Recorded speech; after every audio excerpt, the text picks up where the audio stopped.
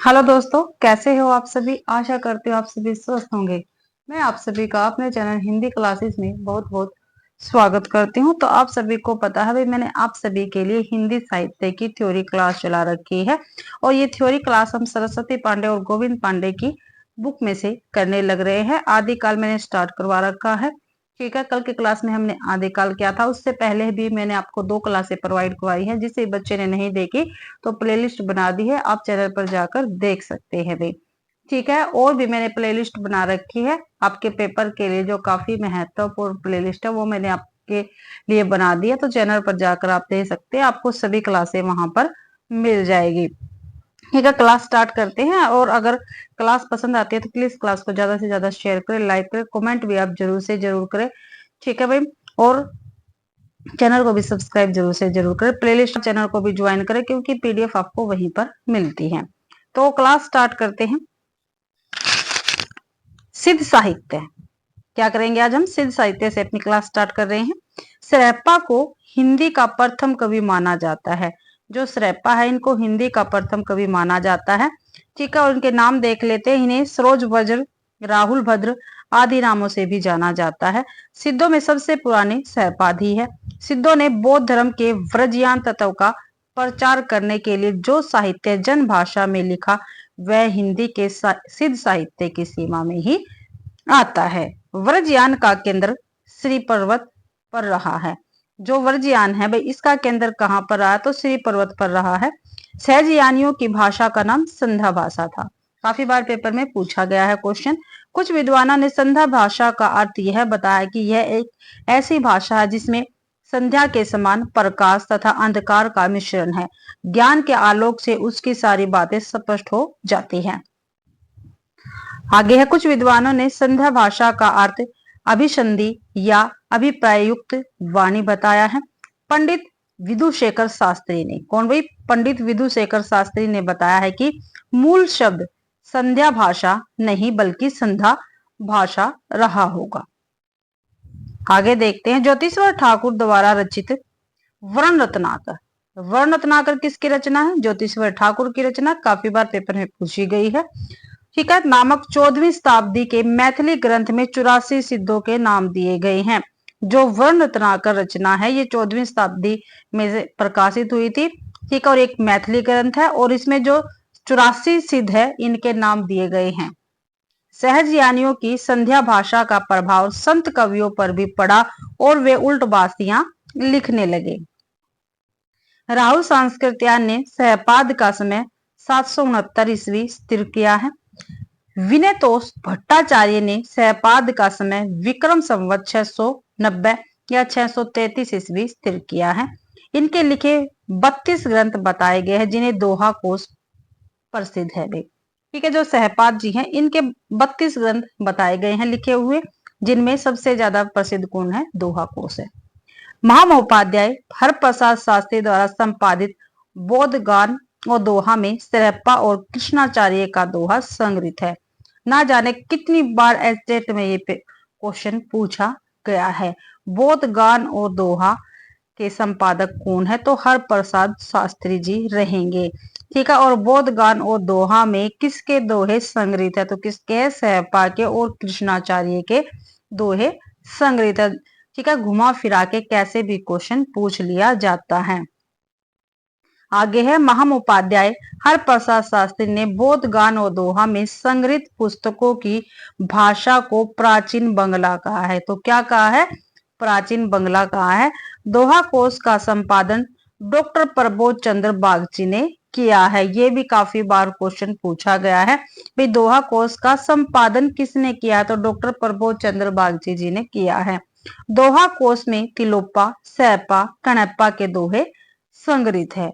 जो दोहा कोश है इसमें किस किस के दोहे संग्रहित है, तिलोपा, सहपा और कणप्पा के। सहपा की जीवन दृष्टि संक्षेप में इस प्रकार है, तो देख लेते हैं भाई। सहपा की जीवन दृष्टि, सहज संयम, पाखंड और आडंबर विनाश, उसके बाद गुरु सेवा, फिर सहज मार्ग, फिर उसके बाद महासुख की प्राप्ति। आगे देखते हैं, डॉक्टर बच्चन सिंह ने लिखा है, तो क्या लिखा ये भी देख लेते हैं। आक्रोश की भाषा का पहला प्रयोग सहपा में ही दिखाई देता है। ठीक है, कथन हम देखते हैं ना कहीं से भी पूछे जा सकते हैं, और जब हम थ्योरी क्लास करते हैं तो कथन क्या है, इन्हीं में से पूछे जाते हैं। बच्चे इतने परेशान रहते हैं, पता नहीं ये कथन कहाँ से आते, कहाँ से आते, कहाँ से आते हैं। तो प्लीज बुक है आपके पास, उसको अच्छे प्रकार से रीड करें और साथ ही मेरी क्लास देखें, आपको काफी मदद मिलेगी और आपको पता भी चल जाएगा कथन कैसे और कहाँ से आते हैं। ठीक है, तो डॉक्टर बच्चन सिंह ने क्या कहा है, आक्रोश की भाषा का पहला प्रयोग सिरप्पा में ही दिखाई देता है। सिद्धों की भाषा को संध्या भाषा का नाम मुनिदत्त और एदवेव व्रज ने दिया है। ये सिरप्पा के तो शिष्य थे, ठीक है, और लुइपा के गुरु थे सबरपा। सबरों की वेशभूषा में रहने के कारण इनका नाम सबरपाद पड़ा था। ठीक है, जो सबरपा जी है ये सबरों की वेशभूषा में रहते थे और इसी कारण इनका नाम सबरपाद पड़ा है। इनका जन्म क्षेत्रीय कुल में सन 1780 ईस्वी में हुआ था। चर्यापद सबरपा की प्रसिद्ध पुस्तक है। तो सबरपा की कौन सी पुस्तक प्रसिद्ध है, तो चर्यापद प्रसिद्ध है भाई। चर्यापद एक प्रकार का गीत है। चर्यापद क्या है, एक प्रकार का गीत है जो सामान्यतः अनुष्ठानों के समय गाया जाता है। ठीक है, अनुष्ठानों के समय क्या गाया जाता है, तो चर्यापद गाया जाता है। ध्यान रखना, चर्यापद संध्या भाषा की दृष्टिकूट में लिखी गई है, जिनके दोहरे अर्थ होते हैं। ठीक है, जो दृष्टिकूट वाली रचनाएं होती है उसका क्या होता है, दृष्टिकूट का मतलब ही क्या होता है, दोहरे अर्थ वाली रचनाएं। सिद्ध साहित्य में दोहा कोश की रचना परिनिष्ठिक अपभ्रंश में हुई तथा चर्यापदों की अववट में हुई थी। सिद्धों का दोहा और चर्यापद संत साहित्य में क्रम से साखी और शब्दी में किंचित रूपांतरित हो गया। लुइपा का जन्म राजा धर्मपाल के शासन काल में सन 773 ईस्वी में एक कायस्थ परिवार में हुआ था। लुइपा सबरपा के शिष्य थे। ठीक है, सबरपा किसके शिष्य थे, सिरप्पा के। ठीक है, और लुइपा किसके शिष्य थे, सबरपा के भी। ये ध्यान रखना है, क्रम में पूछा जा सकता है आपसे। अगला क्वेश्चन आगे है भी। 84 सिद्धों में लुइपा का स्थान प्रथम तथा सबसे ऊंचा माना जाता है। पूछा भी गया है 84 सिद्धों में किसका स्थान सबसे प्रथम और सबसे ऊंचा माना गया, तो लुइपा का माना गया है। लुइपा साधना में इतने ऊंचे थे कि उड़ीसा के राजा दारिकप्पा और उनके मंत्री डेंगिप्पा इनके शिष्य हो गए थे। डोम्बिपा का जन्म मगध के क्षेत्रीय वंश में सन 1840 ईस्वी के आसपास में हुआ था। इनके द्वारा रचित 21 ग्रंथ बताए गए हैं। जो डोम्बिपा है इनके द्वारा लिखित 21 ग्रंथ बताए गए, जिनमें डोम्बी गीतिका, योगचर्या, उपदेश आदि प्रसिद्ध है। ये तीनों के तीनों ग्रंथ किसके हैं, डोम्बिपा जी के रहेंगे। आपको ध्यान रखना है, ये रचनाएं आपको सभी की याद रखनी है। डोम्बिपा विरूपा के शिष्य थे। जो डोम्बिपा ये किसके शिष्य थे, विरूपा के थे। कणप्पा सिद्धों में सर्वश्रेष्ठ विद्वान तथा सबसे बड़े कवि थे। ठीक है, जो कणप्पा है ये सिद्धों में सर्वश्रेष्ठ विद्वान और सबसे बड़े कवि थे। कणप्पा का जन्म कर्नाटक के ब्राह्मण वंश में सन 1820 ईस्वी में हुआ था। राहुल सांस्कृत्यान के अनुसार कणप्पा पांडित्य और कवित्व में बेजोड़ थे। ठीक है, अब देख लो ये कोटेशन यहाँ से एक और बन गई है। ठीक है, राहुल सांस्कृत्यान ने क्या कहा है, कणप्पा पांडित्य और कवित्व में बेजोड़ थे। ऐसे पूछा जा सकता है क्वेश्चन, कणप्पा पांडित्य और कवित्व में बेजोड़ थे, ये किसने कहा या किसका कथन है। ठीक है, अगर जो बच्चा इस क्लास को ध्यान पूर्वक देखता है तो आराम से अपना क्वेश्चन अटेम्प्ट कर सकता है। कणप्पा बिहार के सोमपुरी स्थान में रहते थे और जलंधरपा को अपना गुरु बनाया था इन्होंने। अब इसके बाद जैन साहित्य करेंगे। सिद्ध साहित्य हो गया, जैन साहित्य हम देख लेते हैं। जैन साधुओं ने अपने मत का प्रचार हिंदी कविता के माध्यम से पश्चिमी क्षेत्र में किया। ठीक है, जो जैन साधु थे इन्होंने अपने मत का प्रसार कहाँ पे किया था, पश्चिमी क्षेत्र में किया था। रास काव्य परंपरा में प्राचीनतम ज्ञात ग्रंथ है, क्या है, रिपुदारण रास। ठीक है, ये रास काव्य परंपरा का प्राचीनतम ग्रंथ है। डॉक्टर दशरथ ओझा ने इसका समय 905 ईस्वी बताया है।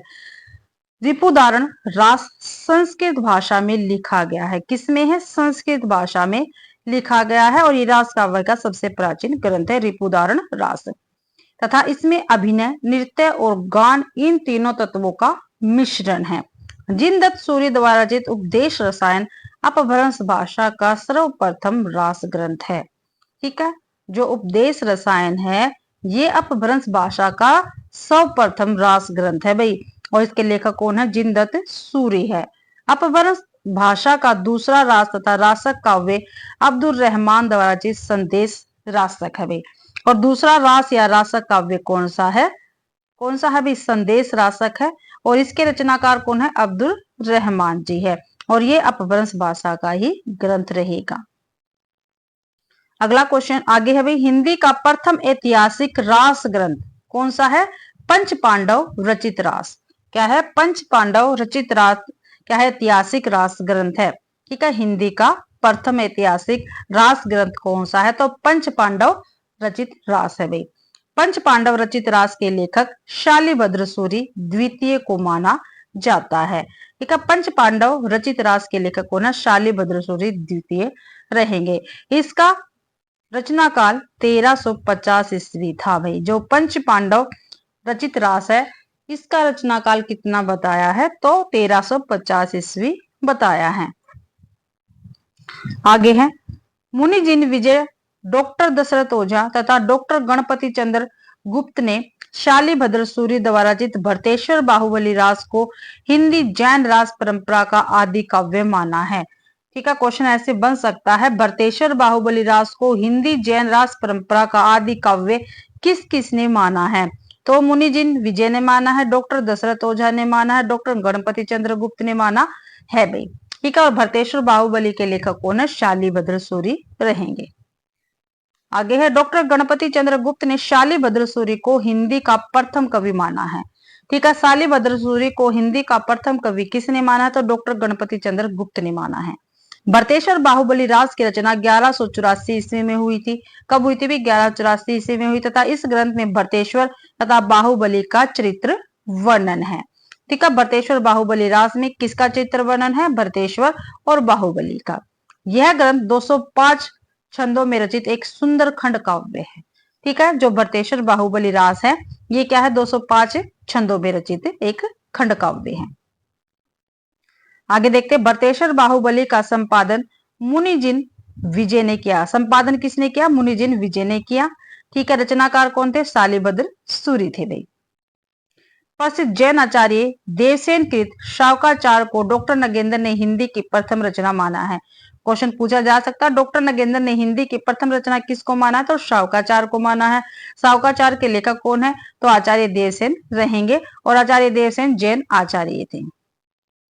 आगे देख, सन 933 ईस्वी में शावकाचार्य की रचना की है। तो शावकाचार्य का रचना काल क्या रहेगा? ठीक है, क्या समय रहेगा? 933 ईस्वी। शावकाचार्य में, ठीक है, जो शावकाचार्य है इसमें 250 दोहे हैं, और 250 दोहों में शावक धर्म का प्रतिपादन किया गया है। देवसेन के अन्य ग्रंथ है, ठीक है, न्याय चक्कर, दर्शन सार, भाव संग्रह, आराधना सार और तत्व सार तथा साम्य धम्य दोहा। ठीक है, तो आपको ध्यान रखना जो देवसेन जी हैं इनके ग्रंथ आपके सामने है, कहीं पर आप नोट कर सकते हैं। आगे देख लेते हैं, इन ग्रंथों में इनका न्याय चक्कर बहुत प्रसिद्ध है। जितने भी ग्रंथ बताए गए हैं इनमें सबसे ज्यादा प्रसिद्ध कौन सा ग्रंथ का? न्याय चक्कर है। देवसेन के न्याय चक्कर को लघु न्याय चक्कर का नाम भी दिया गया है। देवसेन अपने ग्रंथ में जैन धर्म के अनेक संघों की उत्पत्ति लिखी है, जिनमें इन्होंने जैनाभास का नाम दिया है। ठीक है, जैनाभास का नाम दिया है। आगे देखते हैं, चक्कर की रचना देवसेन के शिष्य माल्य धवल ने की है। ठीक है, माल्य धवल है ये किसके शिष्य थे? तो देवसेन के शिष्य थे। ठीक है, देवसेन के नाम से प्रसिद्ध है। बृहदनयन चक्कर का वास्तविक नाम दव्य सहाय प्यास है। ठीक है, काफी बार पूछा गया। दव्य सहाय प्यास यानी द्रव्य स्वभाव प्रकाश है। दव्य ग्रंथ दोहा बंद में था, किंतु बाद में किसी शुभंकर के कहने से प्राक्त में गाथा बंद कर दिया गया था। ठीक है, तो यहाँ पे पूछा जा सकता है, देखो यहाँ पे बताया गया है बृहदनयन चक्कर की रचना देवसेन के शिष्य माइल धवल ने की थी।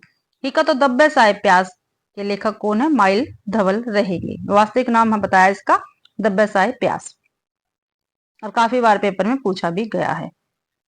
आगे है, दव्य स्वभाव प्रकाश या दव्य सहाय प्यास पहले पुरानी हिंदी या भ्रष्ट भाषा में लिखा गया था। ठीक है, पहले कैसी भाषा में लिखा गया था, पुरानी हिंदी या अपभ्रंश भाषा में लिखा गया था। दव्य साय प्यास अब प्राकृत भाषा में मिलती है। ठीक है, जो दव्य साय प्यास है अब किस भाषा में मिलती है, प्राकृत भाषा में हमें देखने को मिलती है भैया। आगे है दव्य साय प्यास माइल धवल की रचना है। आगे यहाँ पे हमारा क्वेश्चन, दव्य साय प्यास किसकी रचना, माइल धवल की रचना रहेगी। सालिभद्र सूरी के बुद्धिरास नामक ग्रंथ का संग्रह उनके शिष्य सीवी ने किया था। जो सालिभद्र सूरी है इनके बुद्धिरास नामक ग्रंथ का संग्रह किसने किया था, तो इनके ही शिष्य थे सीवी, इन्होंने किया था भाई। आगे देखते हैं, आसगु नामक कवि ने जालोर में लगभग 1200 ईस्वी के आसपास 35 छंदों का एक लघुखंड काव्य चंद्रबाला रास नाम से लिखा है। ठीक है, जो आसगु कवि थे इन्होंने जालोर में लगभग 1200 ईस्वी में, कभी 1200 ईस्वी के आसपास 35 छंदों का, कितने छंदों का, 35 छंदों का एक क्या है, लघुखंड काव्य। क्या है भाई, एक लघुखंड काव्य है, उसको 35 छंदों में है। ठीक है, 1200 ईस्वी के आसपास इन्होंने ये लिखा है और ये क्या है, एक लघुखंड काव्य की श्रेणी में आता है। आसगु ने जीव दयाए रास, क्या भी जीव दया रास नामक एक अन्य ग्रंथ की भी रचना की है। जो आसगु कवि है इन्होंने जीव दया रास नामक एक ग्रंथ की भी रचना की है जो काफी महत्वपूर्ण है। जिन धमसूरी ने 2000, तो स्तुलिभद्र रास के रचनाकार कौन है, जिन धमसूरी है, और 1209 ईस्वी में इसका प्रकाशन हुआ था इस रचना का। स्तुलिभद्र रास में रचयिता का नाम जिणधाम मिलता है। क्या मिलता है, जो स्तुलिभद्र रास है इसमें रचयिता का नाम जिणधाम मिलता है, जो जिन धर्म का ही पर्याय समझा जाता है। आगे है, विजय सेन सूरी ने रेवंत गिरिराज की रचना 1231 ईस्वी के आसपास की थी। रेवंत गिरिराज किसकी रचना है, तो विजय सेन सूरी की रचना रहेगी। रेवंत गिरिराज में जैन तीर्थ रेवंत गिरी तथा तिरंकर नेमिनाथ की प्रतिमा के महत्व का प्रतिपादन ऐतिहासिक एवं पौराणिक इतिवृत्त तथा प्राकृतिक सौंदर्य के आधार पर किया गया है भाई। ठीक है, हमें रचनाओं का जो विषय है वो भी इससे मिल रहा है, तो ध्यान से क्लास को जरूर से जरूर देखे भाई। रेवंत गिरिराज 4 कड़वकों में विभक्त है।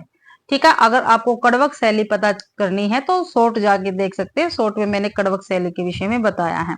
ठीक है, शॉर्ट भी डालती हूँ, उनको भी आप जरूर से जरूर देखें, आपके पेपर के लिए काफी महत्वपूर्ण है शॉर्ट वीडियो भी। रेवंत गिरिराज की ही भांति कवि पलहन द्वारा रचित आबूरास, आबूरास के लेखक कौन है, पलहन है। कौन है, पलहन में। आबूरास में भी, आबूरास 1232 ईस्वी में रचित है, में भी जैनियों के प्रसिद्ध स्थान आबू मंदिर का वर्णन किया गया है। तो आबूरास जो है इसमें किसका वर्णन किया है, तो जैनियों के प्रसिद्ध स्थान आबू मंदिर का वर्णन किया गया है। और आबू राज जो है ये रचना किसकी है, तो पलहन की है। किसकी है, पलहन की ये रचना रहेगी भाई। मुनि सुमति गणी, कहीं पर सुमति गण भी मिल जाता है हमें लिखा हुआ। ठीक है, मुनि स्मृति गणी ने नेमिनाथ रास में जैन तीर्थंकर नेमिनाथ के चरित्र का वर्णन अत्यंत संक्षेप में किया है। नेमिनाथ रास की रचना 1213 ईस्वी में हुए, इसमें 58 छंद है। कितने हैं नेमिनाथ रास में छंद, 58 है, और 1213 ईस्वी में इसकी रचना हुई थी। चौपाई छंद में 12 मासा का, चौपाई छंद में 12 मासा का वर्णन, ठीक है, विनय चंद्र सूर्य द्वारा रचित नेमिनाथ चौपाई से हमें मिलता है, चौपाई से माना जाता है भी। आगे है, विनय चंद्र सूरी की अन्य रचनाएं देख लेते हैं। मल्लीनाथ महाकाव्य, पार्श्वनाथ चरित्र, क्या भी उवैस माला कहानाए छप्पे, क्या भी उवैस माला कढ़ाए छप्पे आदि ये विनय चंद्र सूरी जी की रचनाएं रहेंगी भाई। आगे देखते हैं, जैन रास परंपरा के अन्य कवि एवं काव्य, क्या भी जैन रास परंपरा के अन्य कवि और काव्य हम देख लेते हैं। प्रमुख कवि और इनकी रचनाएं देखते हैं। जैन रास परंपरा के ये कवि है, ठीक है, और जो अन्य कवि है उनको हम देखते हैं, और उनकी जो रचनाएं हैं उनको हम देख लेते हैं, क्योंकि पेपर में कहीं से भी पूछा जा सकता है। तो प्रमुख कवि और रचनाएं, प्रज्ञा तिलक कछुली रास 1306 में, देलहन गए सुकुमार रास 14वीं शताब्दी, 14वीं सदी, सॉरी भाई, सारमूर्ति जिनपद सूरी पट्टाभिषेक रास 1333 ईस्वी में। अभयदेव सूरी जय तिहुवन चंद्रमुनि पुराणसार कनकामन मुनि करकंचरियु चरिये वही कवि अणयादि सुदर्शन चियु चिन्वल्ल सूरी शंगपट्टम योग चंद्रमुनि प्रसिद्ध दोहाकार योगसार जिनदत्त सूरी चचरी काल स्वरूप पुलक एवस एवस रसायन यानी उपदेश रसायन जिनदत्त सूरी की रचना है। ठीक है, अब उपदेश रसायन का दूसरा नाम क्या है? एवस रसायन। हरिभद्र सूरी की ललित विस्तारा धुरताख्यान जसहर चरियु संबोधन प्रकरण नेमी ना है चरियु। सोमप्रभ सूरी की रचना कुमारपाल प्रतिबोध। क्या है सोमप्रभ सूरी जी की रचना? कुमारपाल प्रतिबोध। जिन पदम सूरी की है स्थूली भद्र फागु। धर्म सूरी की है जम्बू स्वामी रासा। जमदेव सूरी की है क्या भी? जमदेव सूरी की रचना है संगपति समरा रास। राजशेखर सूरी की है नेमिनाथ फागवे। आगे देखते फागु काव्य देख लेते हैं भाई। आदिकाल की रास परंपरा की ही भांति फागु काव्य परंपरा भी जैन कवियों की महत्वपूर्ण उपलब्धि है। ठीक है, ये फागु शब्द की व्युत्पत्ति संस्कृत के फल्गु यानी बसंत प्राकृत के फागु और हिंदी में फाग से मानी गई है। फागु काव्य परंपरा का सर्वाधिक प्राचीन ग्रंथ जिन चंद्र सूरी द्वारा रचित जिन चंद्र सूरी फागु यानी 1284 ईस्वी में ये प्रकाशित हुआ था। फागु काव्य का अर्थ है वसंत ऋतु का काव्य। ठीक है, काफी बार पेपर में पूछा गया फागु काव्य का क्या अर्थ है, तो वसंत ऋतु का काव्य है। जिन चंद्र सूरी है जिन चंद्र सूरी है इसे 25 छंद है। श्री भद्र फागु यानी श्री फागु फागु काव्य परंपरा का सर्वाधिक सुंदर काव्य है। ठीक है, फागु काव्य परंपरा का सर्वाधिक सुंदर काव्य कौन सा है? तो श्री स्तुली भद्र फागु ये फागु काव्य का सर्वाधिक सुंदर काव्य है। श्री नेमिनाथ फागु की रचना राजशेखर सूरी ने की थी। श्री नेमिनाथ फागु की रचना 1350 ईस्वी में हुई, जिसमें नेमिनाथ एवं राजुल के विवाह की घटना का वर्णन है। आगे देखते हैं। पूरा काव्य सिर्फ 27 छंदों में निबद्ध है। बसंत विलास फागु संयक अनेक रचनाएं मिलती है, जिनमें से एक 14वीं सदी की तथा दूसरी 16वीं सदी की रचना है। डॉक्टर माता प्रसाद गुप्त ने पश्चिम पूरक वसंत विलास फागु का संपादन किया तथा इसका समय 13वीं शताब्दी बताया है। किया है भाई माता प्रसाद गुप्त ने, तो वसंत विलास फागु का किया है। वसंत विलास फागु 84 छंदों में रचित एक सिंगारिक काव्य है। कैसा है? सिंगारिक काव्य है। इसमें वसंत और स्त्रियों पर उसके विलास कुहारी चित्रण है। कैसा चित्रण है? मनोहारी चित्रण है भाई। नाथ साहित्य देख लेते हैं। गोरखनाथ का नाथ पंथ बौद्धों की व्रजयान शाखा से निकला हुआ माना जाता है। ठीक है, जो गोरखनाथ का नाथ पंथ है ये भी बौद्धों की व्रजयान शाखा से निकला हुआ है। गोरखनाथ ने पतंजलि के उच्च लक्ष्य ईश्वर प्राप्ति को लेकर हठ योग का प्रवर्तन किया है।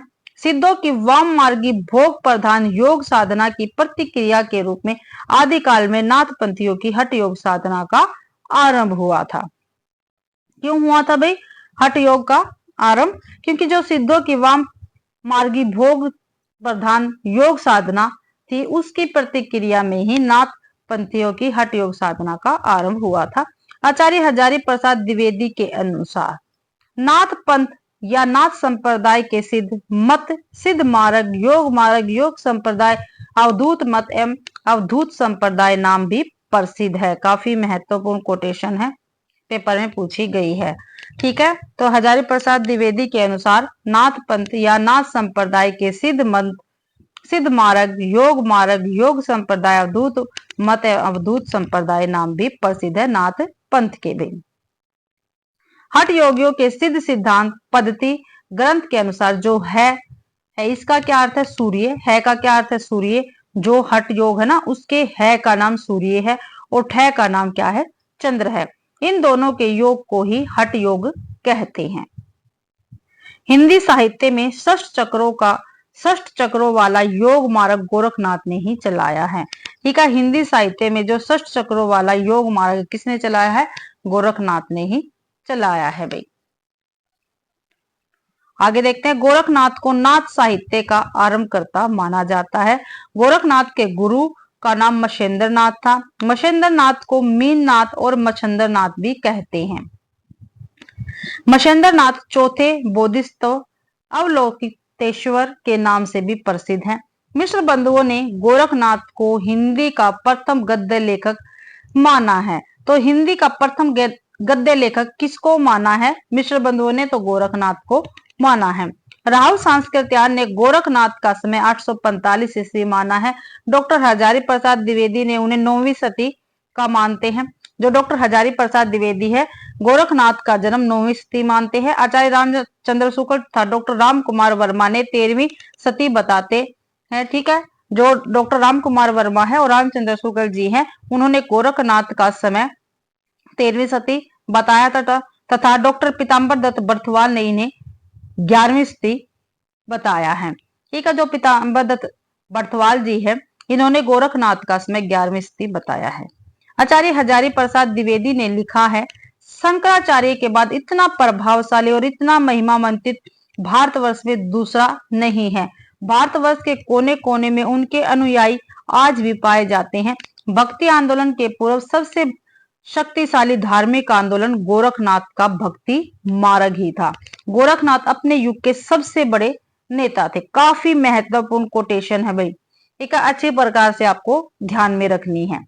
आगे है, डॉक्टर पीताम्बर दत्त बर्थवाल ने गोरखनाथ के 14 ग्रंथों को प्रमाणित मानकर उनका संपादन गोरखबानी के नाम से किया है। ग्रंथ है, इसका संपादन किसने किया है और किस नाम से किया है? तो गोरखनाथ के 14 ग्रंथों का संपादन डॉक्टर पीताम्बर दत्त बर्थवाल ने गोरखबानी नाम से किया है। भाई किसी प्रकार भी घूम फिरा के क्वेश्चन हमारे सामने आ सकता है। गोरखबानी में संकलित गोरखनाथ के प्रमाणिक ग्रंथ निम्नलिखित है। देख लेते हैं कौन कौन से हैं भाई गोरखनाथ के ग्रंथ, क्योंकि पेपर में पूछे गए हैं। शब्द पद, शिष्या दर्शन, प्राण संकली, नर्वे बोध, आत्म बोध, अभय मात्रा योग, 15 तिथि, सप्तवार, मच्छिंदर, गोरख बोध, रोमावली, ज्ञान तिलक, 11 चौंतीसा और पंच मात्रा। ये भाई गोरखनाथ के ग्रंथ है जो गोरखबाणी में संकलित है। गोरखनाथ के संस्कृत भाषा में लिखे निम्नलिखित ग्रंथ भी बताए गए हैं। तो सिद्ध सिद्धांत पद्धति, विवेक मातंड, शक्ति संगम तंत्र, निर्जन पुराण, विराट पुराण, गोरख शतक, योग सिद्धांत पद्धति और योग चिंतामणि इत्यादि ये गोरखनाथ के संस्कृत भाषा में लिखे गए ग्रंथ बताए गए हैं। आगे है, 10वीं शताब्दी के प्रसिद्ध कश्मीरी आचार्य अभिनव गुप्त ने अपने तंत्रालोक में मच्छंदर विभु या मच्छेंद्र नाथ की वंदना भी की है। नाथों की संख्या 9 मानी गई है। नाथों की संख्या कितनी मानी गई है भाई? 9 मानी गई है। गोरख सिद्धांत संग्रह में नव प्रवर्तकों के निम्नलिखित नाम गिनाए गए हैं। गोरख सिद्धांत संग्रह, इसमें 9 नाथ है भाई और 9 प्रवर्तकों के नाम बताए गए, यानी 9 नाथों के नाम बताए गए हैं। देख लेते हैं, नागार्जुन, जड़ भरत, हरिश्चंद्र, सत्यनाथ, भीमनाथ, गोरक्षनाथ, चरपटनाथ, जलंधर और मलिया अर्जुन भाई। क्या भी डॉक्टर राम कुमार वर्मा ने नवनाथों का निम्नलिखित नाम बताया है। तो देख लेते हैं कौन कौन से नाम बताए हैं डॉक्टर राम कुमार वर्मा ने। आदिनाथ, मच्छेंद्रनाथ, गोरखनाथ, गाहिनीनाथ, चरपटनाथ, चौरंगीनाथ, जवालांद्रनाथ, भर्तृनाथ और गोपीचंद्र नाथ। आदिनाथ को परवर्ती संतों में शिव माना है। जो आदिनाथ है, आदिनाथ को परवर्ती संतों ने क्या माना भाई? शिव माना जी थे। इनका पूरा नाम क्या था? चरकानंद था। चौरंगीनाथ गोरक्षनाथ के शिष्य थे। जो चौरंगीनाथ है ये किसके शिष्य थे? गोरक्षनाथ के शिष्य थे और ये पूर्ण भक्त नाम से भी प्रसिद्ध थे। ठीक है, पूर्ण भक्त नाम से कौन प्रसिद्ध थे? चौरंगीनाथ प्रसिद्ध थे वे। नाथ संप्रदाय में जलंधर को बालनाथ कहा जाता है। ठीक है, जो बालनाथ है ये किसको कहा जाता है? तो जलंधर को कहा जाता है। नागार्जुन, गोरखनाथ, चरपट तथा जलंधर का नाम नाथ और सिद्धो दोनों में ही गिना जाता है। पूछा, ठीक है, नाथों में रसायनी किसको माना था? नागार्जुन को माना जाता है। नाथ पंथ में जोगियों की कनफटा भी कहा जाता है। जो नाथ पंथ में जोगी थे इनको कनफटा भी कहा जाता है। नाथ पंथियों की भाषा सद्दुकड़ी भाषा थी। ठीक है, कैसी थी नाथ पंथियों की भाषा? सद्दुकड़ी थी, जिसका ढांचा कुछ खड़ी बोली लिए हुए राजस्थानी था। ठीक है, जो सद्दू खड़ी थी इसका ढांचा कैसा था? तो खड़ी बोली लिए हुए कैसा था? राजस्थानी भाषा था भाई। आगे है, गोरखनाथ ने अपनी रचनाओं में गुरु महिमा, इंद्रिय निग्रहण, प्राण साधना, वैराग्य मन साधना, कुंडलिया जागरण, शून्य समाधि आदि का वर्णन किया है। ठीक है, जो गोरखनाथ जी है इनकी रचनाओं में किस किस का वर्णन हुआ है? तो गुरु महिमा का हुआ, इंद्रिय निग्रह का हुआ है, प्राण साधना का हुआ, वैराग्य मन साधना का हुआ है, कुंडलिनिया जागरण का हुआ है, शून्य समाधि का वर्णन हुआ है गोरखनाथ की रचनाओं में। मछेंद्र नाथ का वास्तविक नाम विष्णु शर्मा था। क्या था भी? मछेंद्र नाथ का वास्तविक नाम विष्णु शर्मा था। इनकी लिखी संस्कृत रचना काल ज्ञान निर्णय, क्या काल ज्ञान निर्णय किसकी रचना है? मछेंद्र नाथ की है। इसका संपादन प्रबोध चंद्र बागची ने किया है। देखो भाई, ये रचना तो किसकी है? मछेंद्र नाथ की है, और इसका संपादन किसने किया है? काल ज्ञान निर्णय का प्रबोध चंद्र बागची ने किया है। अब देख लेते हैं रासो साहित्य, काफी महत्वपूर्ण साहित्य भी, काफी बार इसमें से क्वेश्चन पूछे जाते हैं। आचार्य रामचंद्र शुक्ल ने रासो साहित्य का विवरण वीर गाथा काल में किया है भाई, वीर गाथा काल के नाम से किया है। आचार्य शुक्ल के अनुसार वीर गीत परंपरा का प्राचीनतम ग्रंथ बीसल देव रासो है। ठीक है, आचार्य रामचंद्र शुक्ल जी के अनुसार वीर गीत परंपरा का प्राचीनतम ग्रंथ कौन सा है? तो बीसल देव रासो रहेगा। विद्वानों ने रासो शब्द की व्युत्पत्ति निम्न ढंग से बताई है, तो देख लेते हैं कैसे बताइए रासो शब्द की व्युत्पत्ति।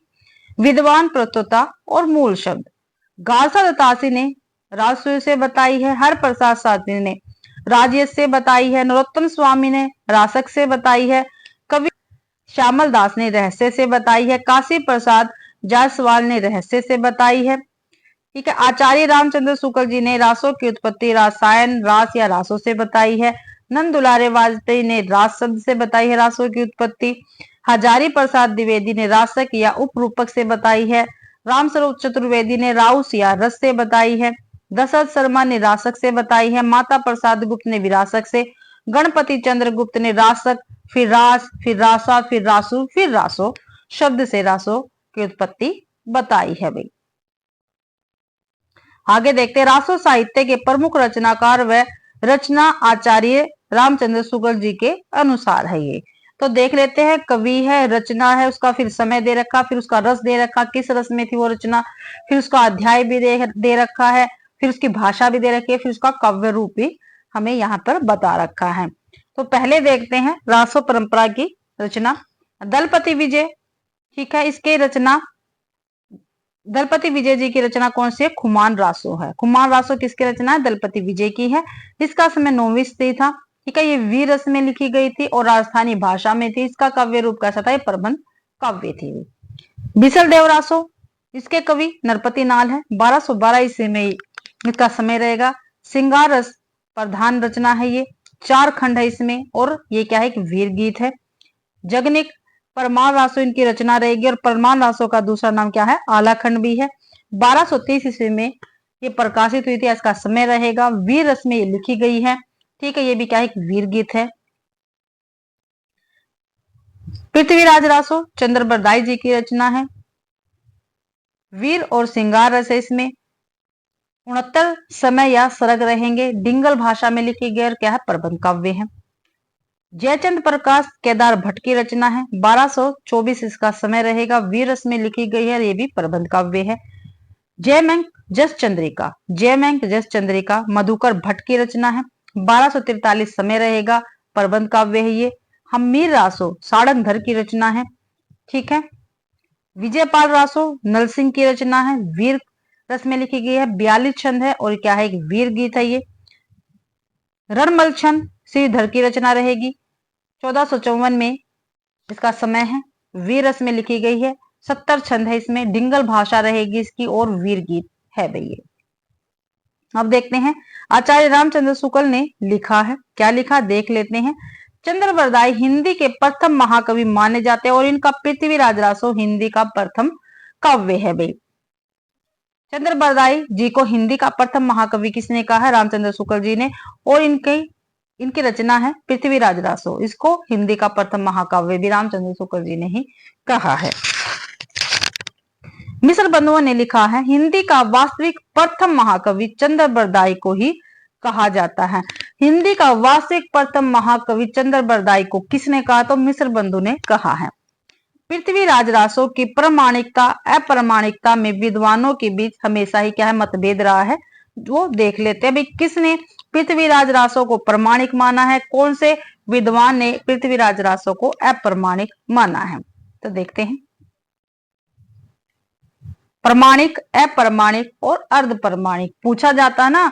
पृथ्वीराज रासो को कौन से विद्वान ने प्रमाणिक माना है?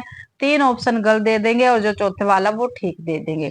तो ऐसे ही हम यहाँ पर देख लेंगे, पृथ्वीराज रासो को प्रमाणिक किसने माना है, अप्रमाणिक किसने माना और अर्ध प्रमाणिक किसने माना है, ये देखते हैं भाई।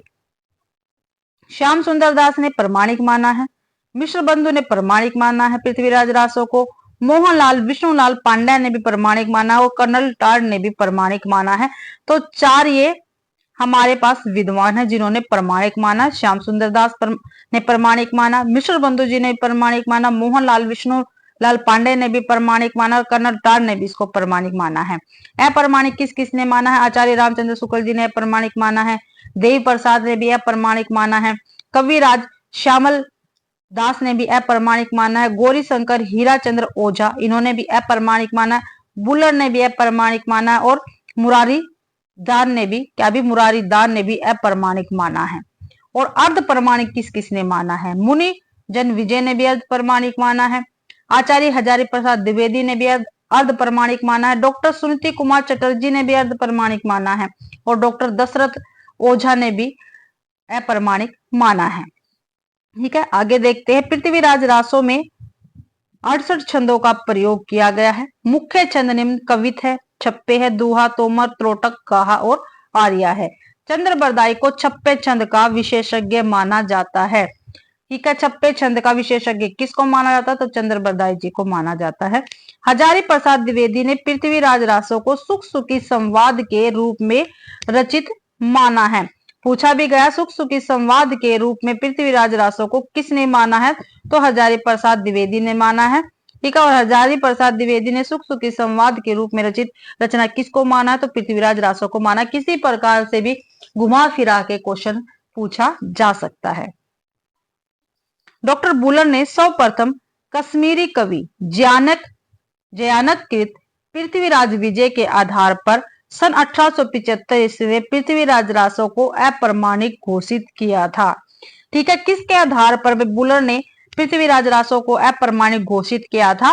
तो पृथ्वीराज विजय रचना है, इसके आधार पर भाई इन्होंने अप्रमाणिक घोषित किया था पृथ्वीराज रासो को। और पृथ्वीराज विजय किसकी रचना है? तो जयानक की ये रचना रहेगी।